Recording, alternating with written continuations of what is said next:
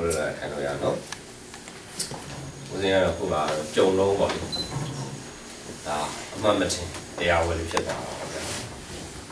我就讲那个时间的，我这嘞慢慢吃的，哎，我比那要辣的还叫啥的，把月月苦喽，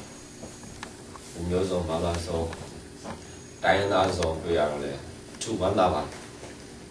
လူနေရာမှာလာပြီးတော့ဆုံးရတာလေဒါမထင်ပါဘဲနဲ့ဆုံးရတာပေါ့အမှန်တန်နဲ့ဝမ်းသာစရာဟောပါ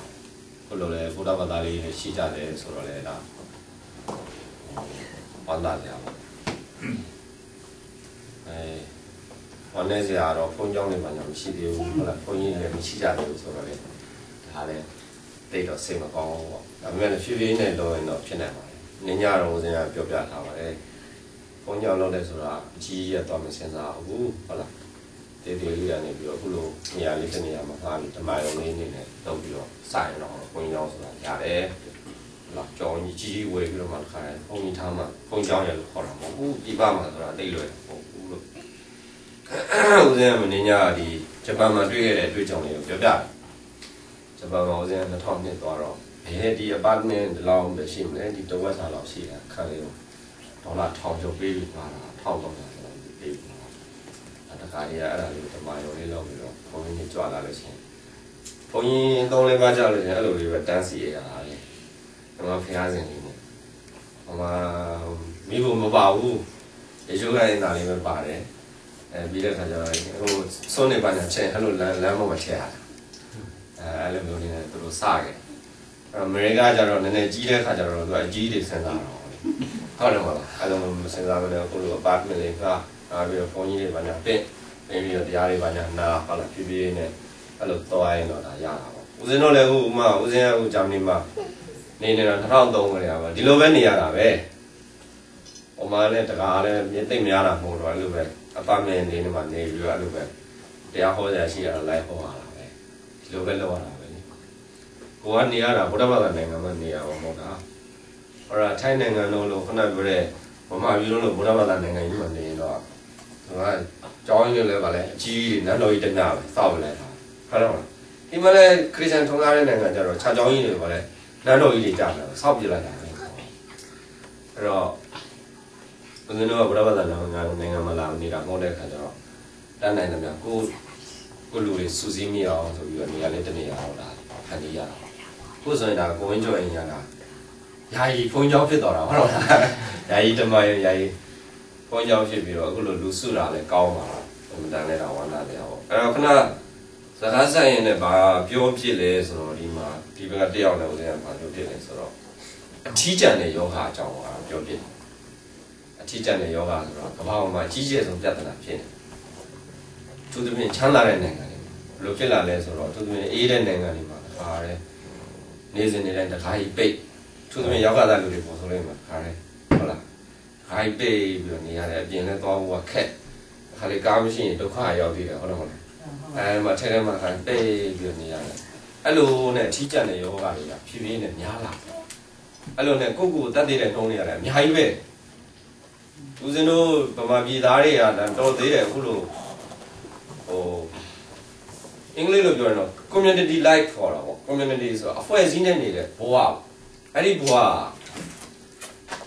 ဦးဇင်းတို့ကပို့ပြီးတော့မြန်လို့လေဦးဇင်းတို့ဗမာပြည်ကလူတွေလာတဲ့လူတွေတော်တယ်များအဲ့လိုနေရှင်ကြ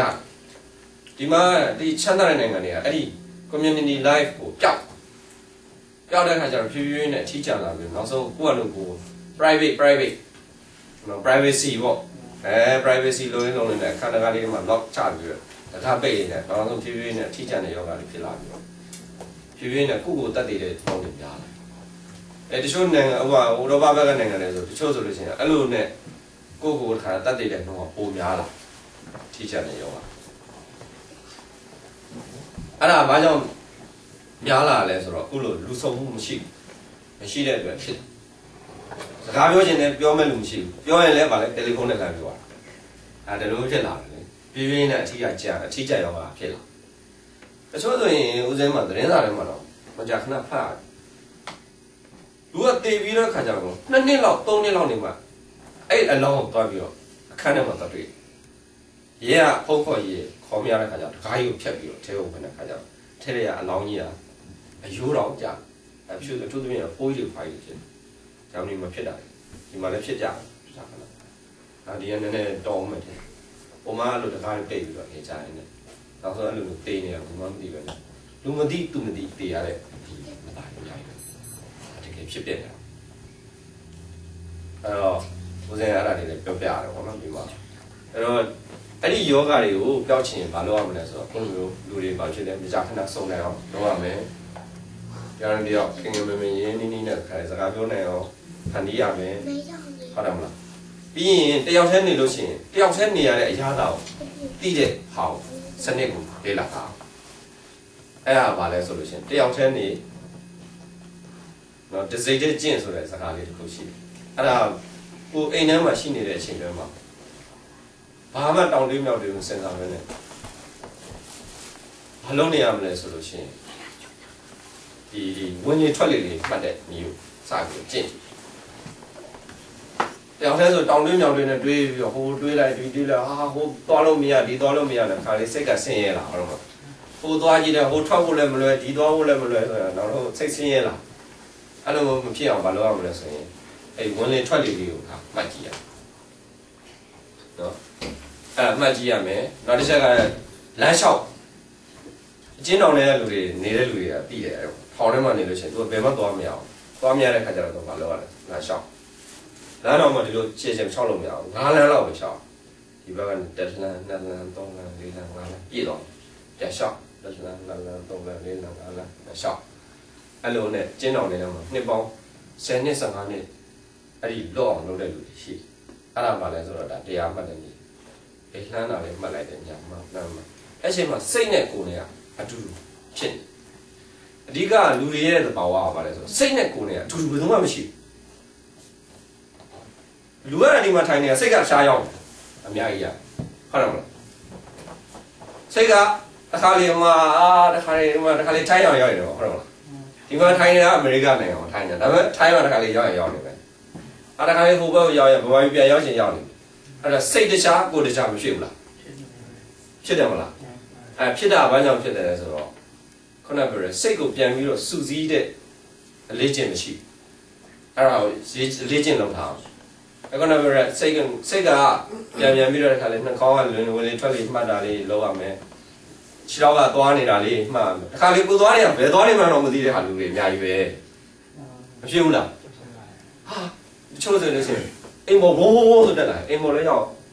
ငါဘာယူဖို့တက်လာမှမသိဘူးအဲ့လိုဖြစ်တဲ့လူမျိုးရှိဘူးလားရှိတယ်အပေါ်လည်းရောက်ငါဘာယူဖို့တက်လာလည်းမသိဘူးခေါင်းဒီလိုရိုက်လိုက်စဉ်းစားတယ်ငါဘာစဉ်းစားနေငါဘာယူဖို့တက်လာတယ်ဘဝဘယ်လိုမျိုးမေ့တယ်လဲဆိုတော့အဲ့လိုမျိုးထီကိုမေ့တတ်တယ်ပြောတာဖြစ်အဲ့ဒါဘာလဲဆိုတော့စိတ်နဲ့ကိုယ်နဲ့တူတူရှိတယ်အဲ့စိတ်နဲ့ကိုယ်နဲ့အတူတူဖြစ်အောင်မလုပ်ရမလဲခုနပြောတယ်လမ်းသွားလို့ရှိရင်လည်းဘဲညာလှမ်းတဲ့အခါလေးတွေမှတ်ဟုတ်လားနှာခေါင်းကလည်းထွက်တာဝင်တာလေးတွေမှတ်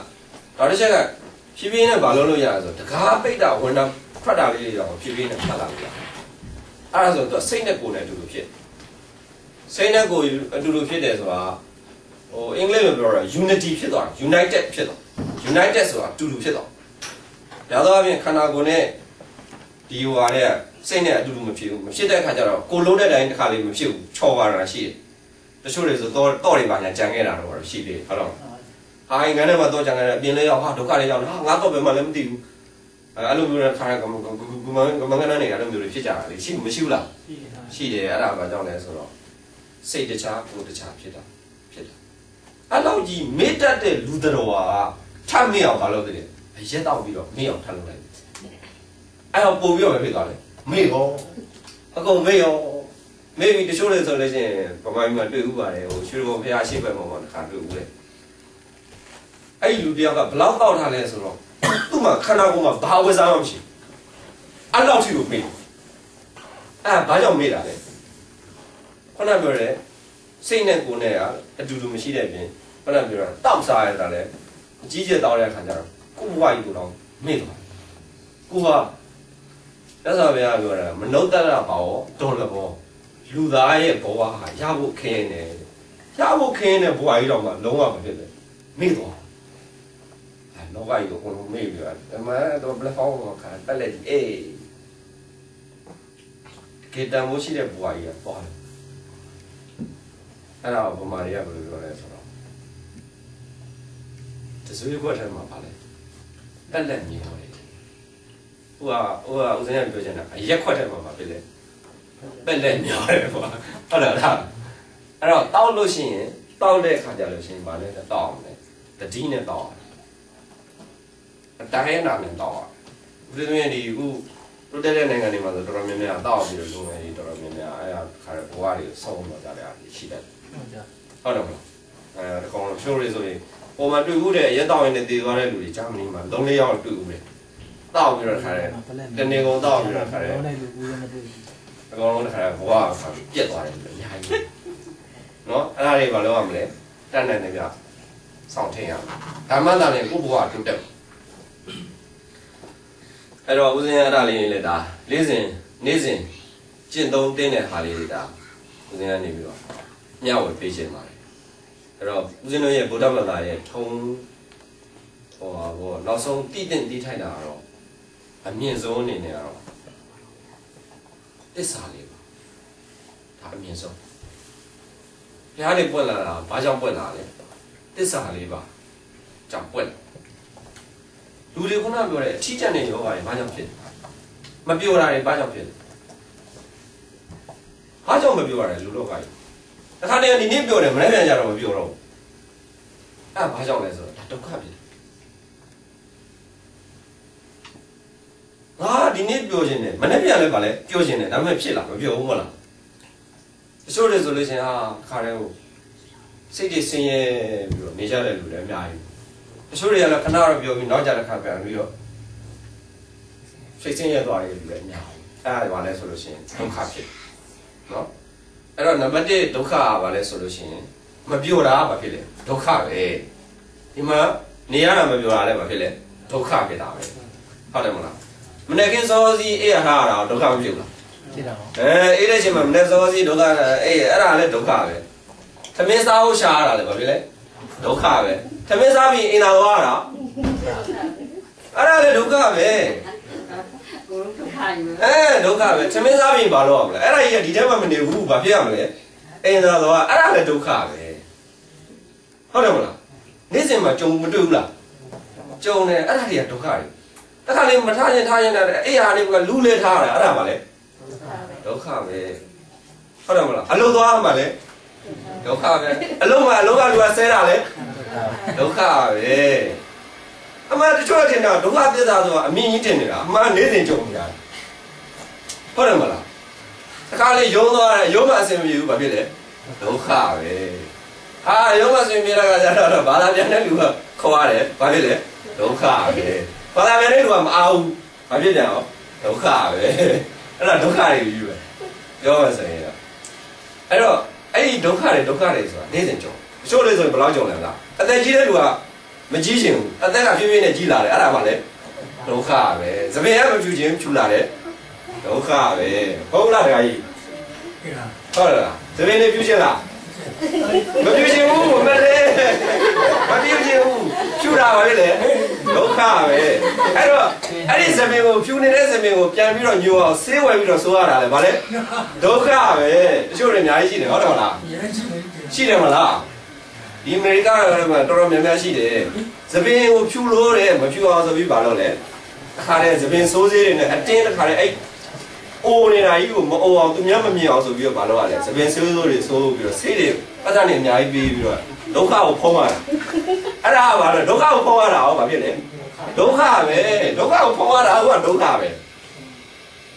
အချို့နောက်တော့ဘယ်လောက်ဒုက္ခဖြစ်တယ်လဲဆိုတော့ဖြည်းဖြည်းနဲ့အသက်ကကြီးလာတော့ဒီမှာအရေးတွေကတွန့်လာတယ်ဟုတ်လားမလားအဲ့တော့အဲ့ရေတွေမတွန့်အောင်ဘာလို့ရလဲဆွဲဆန်းရတယ်ဟုတ်တော့မလားအဲ့ဒါကဘာဖြစ်လဲဒုက္ခပဲဒီလိုနိုင်ငံတွေမှာပို့ဆိုးတယ်ဒီမှာအဲ့ချမ်းသာတဲ့လူတွေရဲ့ဟိုဒုက္ခလို့ခေါ်တယ်ဒီတိုးတက်တဲ့နိုင်ငံတွေအဲ့ဒီအရေးတွန့်လာတဲ့ခါမှာလို့ခွဲစိတ်ပြီးတော့အဲ့ဒါတွေကိုခါတယ်အဲ့အရေးတွန့်လာတဲ့ခါဆွဲဆ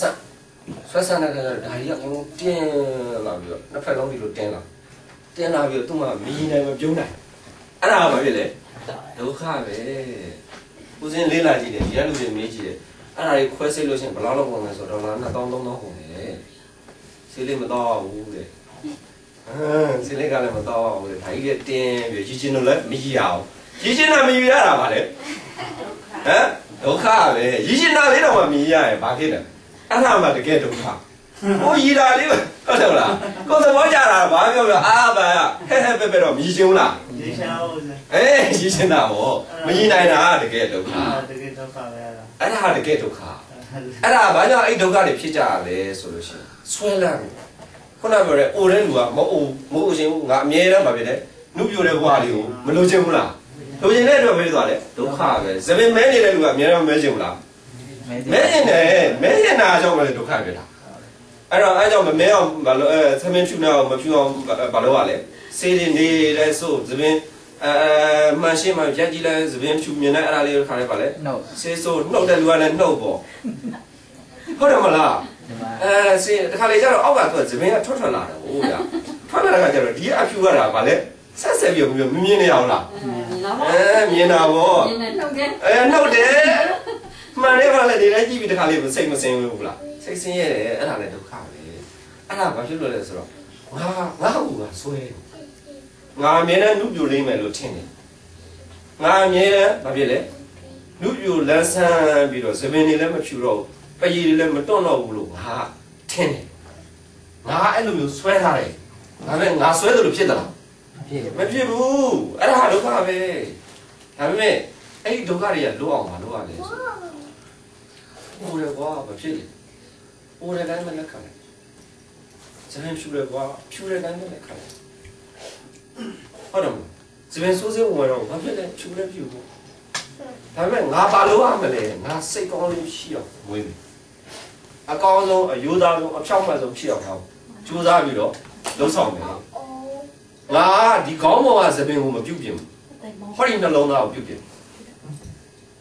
ဟုတ်တယ်နော်။ဒါဆိုရင်နှလုံးသားပြုတ်ပြင်ဘာဖြစ်လဲ။လှတဲ့လှဟောငါဒီမှာတွန်းနေတဲ့အယူကိုမပြုတ်ပြင်ဘူး။ဘာပြုတ်ပြင်လဲ။ဟောဒီနှလုံးသားကိုပြုတ်။ဟောဒီနှလုံးသားထဲမှာရှိတဲ့စိတ်ဓာတ်ဘာမှရှိတဲ့မကောင်းတဲ့စိတ်ဘာမှရှိတဲ့ယုံညံ့တဲ့စိတ်တွေကိုငါဖြည်းဖြည်းနဲ့အကောင်းဆုံးဖြစ်အောင်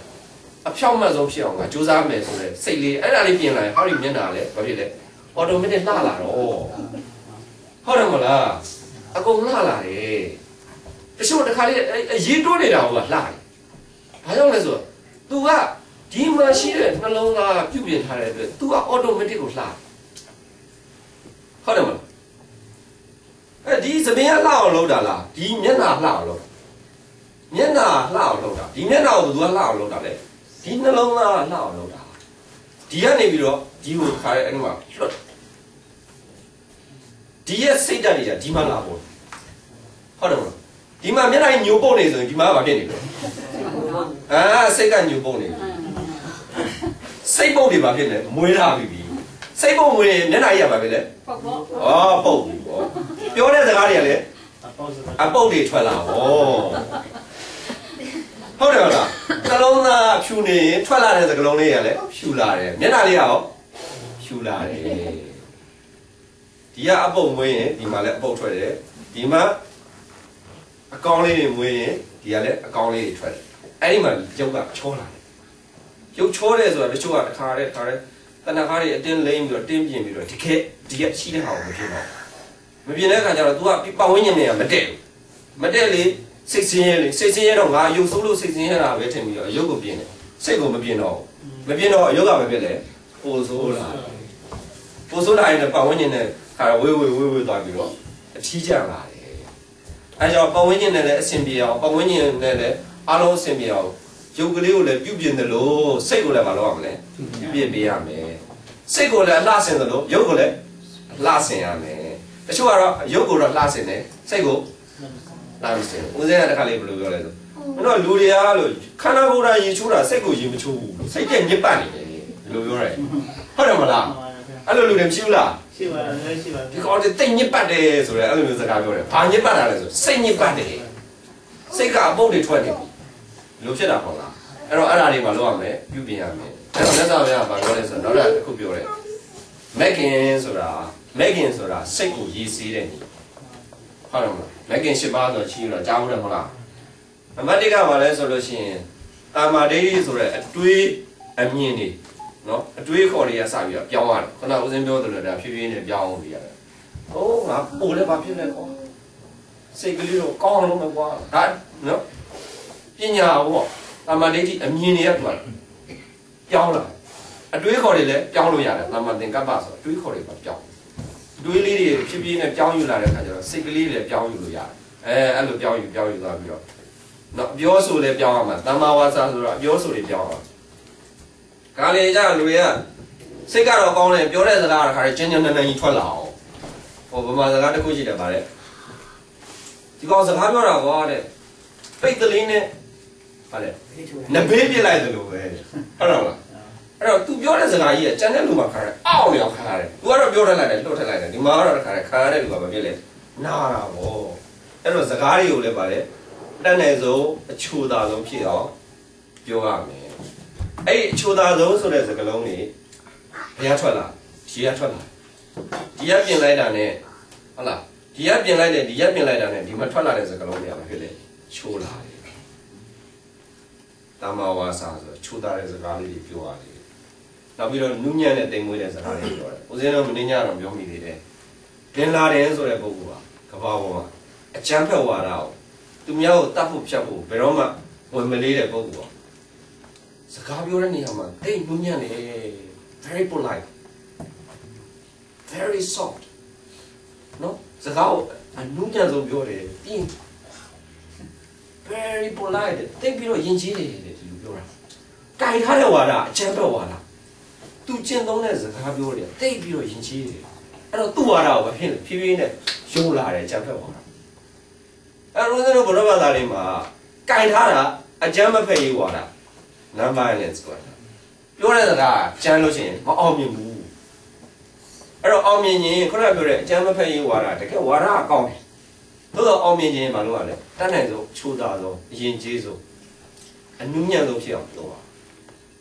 အဲ့တော့ဘာဖြစ်လဲဆိုတမ္မာဝါစာဖြစ်တယ်ဟုတ်တယ်နော်အဲ့ဒါလေးရစပြီးတော့ကျင့်သုံးရတယ်ခုနတမ္မာဝါစာကတော့တမ္မာကမ္မန္တဆိုတမ္မာကမ္မန္တဆိုတာဒါတော့အလုံးကိုင်နဲ့ပတ်သက်ပြီးတော့ဗောကြမ်းတမ်းတဲ့အလုံးကြမ်းတမ်းတဲ့ဟာတွေအလုံးတွေမလို့အောင်သူများတက်ပြီးသူများအသက်တွေတက်ပြီးတော့မှအသက်မွေးတဲ့အလုံးမျိုးတွေမလို့အောင်သူများပစ္စည်းခိုးပြီးမှပြန်ရောက်ပြီးတော့အသက်မွေးတဲ့လုံးမျိုးတွေမလို့အောင်ဟုတ်တယ်မလားအမျိုးတွေမလို့အောင်တော့တမ္မာအာဇီဝကြကြအသက်မွေးရမယ်ဆိုတော့ခုနပြောတဲ့ခိုးတိုက်ပြီးမှအသက်မွေးတဲ့လုံးမျိုးမလို့အောင်နောက်တစ်ချက်ကလည်းဆိုတော့တမ္မာဝါယမဆိုတာအထုတ်ဖို့ဒီနေ့ဒီချိန်ကနေစပြီးတော့ငါကွာမကောင်းတာလေးတွေပါလေတန်းတန်းနဲ့ရှောင်ပြီးတော့အောင်းလာရင်ငါဒီနေ့ကစပြီးတော့လုံးတော့မယ်ဆိုပြီးတော့ဆုံးဖြတ်ချက်ချတာတမ္မာဝါယမဒီနေ့ကစိတ်ဆင်းရဲလိုက်တာโอเคစိတ်ဆင်းရဲတာဒီလောက်ပဲငါရတော့ဒီနေ့ကစပြီးဘာဖြစ်လဲငါပျော်ပျော်နေတော့မယ်တမ္မာဝါယမပျော်ပျော်လေးနေတော့မယ်ဆိုတာဘာဖြစ်လဲတမ္မာဝါယမစိတ်တော်ဟာတွေရောက်တယ်ဟိုတွေးဒီတွေးနဲ့အပူတွေကများဆိုတော့ကိုလည်းပူသူလည်းပူအပူတွေရွေးဖြစ်နေတဲ့ဟာတွေအဲ့အပူတွေငါရှော့တော့မယ်ဆိုဘာဖြစ်သွားလဲတမ္မာဝါယမဖြစ်သွားဝါယမဆိုအာထုတ်အဲ့လိုအားထုတ်တဲ့အခါကျတော့ကိုလည်းစိတ်ချမ်းသာတယ်သူများလည်းစိတ်ချမ်းသာတယ်တချို့တွေကတော့ဗာလဲဆိုကိုယ့်အပူတွေသူများအပူဖြစ်တယ်ကိုဒုက္ခရောက်နေတဲ့အကြောင်းတွေသူများကိုလိုက်ပြောအိမ်စင်တက်လိုက်ပြောတော့ဟိုလူတွေကလည်းဗာလဲဟိုလူတွေလည်းအပူတွေကူးပြီးတော့ခါရဟိုလူတွေပါစိတ်ဆင်းရဲအဲ့တော့ဘာဖြစ်လဲအပူတွေလိုက်ပြီးအဲ့လိုလူတွေမရှိဘူးလားတခါလေတယ်လီဖုန်းဆက်ပြီးတော့ပြောတယ်ဟဲ့ကောင်မရဘာဖြစ်တယ်ညာဖြစ်တယ်မပြောလားပြောတာအဲ့ဒါပြောပြီးတော့တောကတွေပေးနေတယ်တဲ့လူတောကပြီးတော့ဟိုလူတွေလည်းတောကတွေဖြစ်ကိုစိတ်ဆင်းရဲတဲ့တွေအခြားပြောတော့အခြားဘက်ကလည်းဗာလဲစိတ်ဆင်းရဲကိုကစိတ်ချမ်းသာတဲ့နေပြောရင်အခြားဘက်ကမဖြစ်လေစိတ်ချမ်းသာဩအဲ့တော့ကိုကဘာလုပ်ရမလဲနံပါတ်1စိတ်ချမ်းသာအောင်ကြိုးစားရမယ်ကိုစိတ်ချမ်းသာတယ်လို့အခြားဘက်ကိုလည်းစိတ်ချမ်းသာအောင်ကြိုးစားခိုင်းရမယ်အဲ့ဒါတော့ဘာဖြစ်သွားလဲတမ္မာဝါယမဆိုတာကောင်းသောအထုတ်ခြင်းကောင်းတဲ့အထုတ်ခြင်းဖြစ်ရအဲ့ဒါကိုအထုတ်နိုင်အောင်ဘာဖြစ်ရလဲဆိုတော့တတိအမြဲတမ်းရှိရတမ္မာတတိလို့ခေါ်တာပေါ့တမ္မာတတိဆိုတာအမြဲတမ်းတတိထားရမယ်ဟာဦးဇင်းကပြောတယ်သူများကိုဒုက္ခရောက်တဲ့အလုပ်မျိုးမလုပ်နဲ့သူများစိတ်ဆင်းရဲတာတွေမပြောနဲ့သူများတောကဖြစ်စရာတွေမပြောနဲ့လို့ပြောတယ်အေးငါမပြောတော့တယ်လီဖုန်းလေးကောက်ဆက်မှဆိုဆက်တော့ what ဆိုပြန်ချလိုက်အဲ့ဒါဘာဖြစ်သွားလဲတမ္မာတတိခေါ်တယ်တတိလေးရှိသွားတယ်သူများစိတ်ဆင်းရဲအောင်မလုပ်တော့သူများကိုစိတ်ချမ်းသာစေခြင်းနဲ့ဆန္ဒ သူများကိုစိတ်ချမ်းသာအောင်မှငါလုံးတော့မယ်ဆိုတဲ့တတိဝင်သွားတယ်ဖြည်းဖြည်းနဲ့သူကစိတ်ကမဖြစ်လာလဲဆိုတော့တည်ငြိမ်လာတယ်တည်ငြိမ်တဲ့တမ္မာကိုတမ္မာတိလို့ခေါ်တာတမ္မာတိဆိုတော့ဖြစ်လာတယ်တည်ငြိမ်လာတယ်စိတ်ကလေးတည်ငြိမ်လာအေးချမ်းလာတည်ငြိမ်အေးချမ်းလာတဲ့အတွက်သူကအားလုံးရဲ့ဘာဖြစ်သွားလဲဆိုစံဖြစ်သွားဒီကောင်းကြည့်ရတာပေါ့အများနဲ့စိတ်ချမ်းသာနေတာသူကဘာဖြစ်သွားလဲစံကြဖြစ်သွားဒီကောင်မလေးကြည့်လိုက်ရင်ဒီအများနဲ့စိတ်ချမ်းသာနေတာပဲဘာဖြစ်သွားလဲအတူယူစရာလေးဖြစ်သွားတယ်ကိုကဘာလဲသူများရဲ့အတူယူစရာဖြစ်အောင်တတ်နိုင်လို့ကြိုးစားအဲ့တော့မှနောက်ဆုံးမှဘာဖြစ်လဲဆိုတော့အားလုံးစိတ်ချမ်းသာသွားတယ်စိတ်ချမ်းသာသွားတဲ့နိဗ္ဗာန်ဆိုတဲ့သဘောတရားကစိတ်ချမ်းသာမှုစိတ်တော့ကနေမရှိတော့မှလည်းစိတ်လေးလုံးဝချမ်းသာတယ်ဒါနိဗ္ဗာန်သဘောအဲ့တော့အဲ့ဒါကိုဦးဇင်းကလက်တွေ့ဘဝကိုသူတို့ကသစ္စာလေးပါဆိုတော့နိဗ္ဗာန်တော်ကိုတခါလဲအသေးအသေးရှူရှိုက်လေးလုံးပြီးတော့မှကျင့်ရမယ်လို့ထင်တာအမှန်မဟုတ်ဘူးနေ့စဉ်ဘဝတွေမှာကျင့်သုံးလို့ရတယ်နေ့စဉ်လက်တွေ့ဘဝတွေအပြောဆိုတွေအစအလုပ်ကိုင်းတွေအစအနေထိုင်တွေအစအတွေးခေါ်တွေအစအကုန်လုံးပြုပြင်ပြီးတော့အဲ့ဒါလေးတွေကိုလက်တွေ့ဘဝမှာနေ့စဉ်ကျင့်သုံးသွားရင်လည်းအဲ့ဒါလေးကလမ်းကြောင်းမှန်လေးတွေဖြစ်သွားတယ်အဲ့ဒီလမ်းကြောင်းအောင်နေမှာနောက်ဆုံးမှာခဏပဲကိုလိုချင်တဲ့ပန်းနိုင်ရရောက်သွားပန်းနိုင်ဆိုတော့နေတာဟုတ်လားဘောပေါက်လာပြီအဲ့ဒါပဲသစ္စာလေးပါဆိုပြီးတခါအမြင်ကြီးမတွေးကြနဲ့လက်တွေ့ဘဝမှာကျင့်သုံးနိုင်အောင်တွေးရမယ်ခဏပြောရဲအပြောဆိုနေထိုင်လေးရစပြီးတော့ကျင့်သုံးနေထိုင်နိုင်အောင်ကြိုးစားကြပါတတ်နိုင်ဆုံးညီညွတ်အောင်ဖြစ်အောင်ဟုတ်လားခဏပြောလို့ဘာသာတရားကိုလည်းတတ်နိုင်သမျှတိုင်းနာကျင့်သုံးကြပါတတ်နိုင်သမျှလည်းကိုကျင့်သုံးသလိုအခြားလူတွေလည်းကျင့်သုံးနိုင်အောင်ဝိုင်းဝန်းလှုပ်ဆောင်ကြပါလို့ဦးဇင်းကတိုက်တွန်းရင်းနဲ့ဦးဇင်းတရားလောက်ပါပဲဒီကောင်ဆိုလာเนาะဒီလက်ချပေးမယ်ဒီဘက်ပေါ်လေးကဘုန်းကြီးရေဘက်လေးကိုင်အောင်ရေဘက်ကမှာဟိုအရှိကိုအောင်ပါလေကိုင်လိုက်ဒီလက်ပေါ်ကိုင်တာကဲအားလုံးလိုက်ဆိုကြမယ်အရှင်ဘုရားဝိရောဓိယနေ့ယခုဘုရားမှုရှိသောသံဃာတော်ရှင်မြတ်တို့အားဤမှန်၍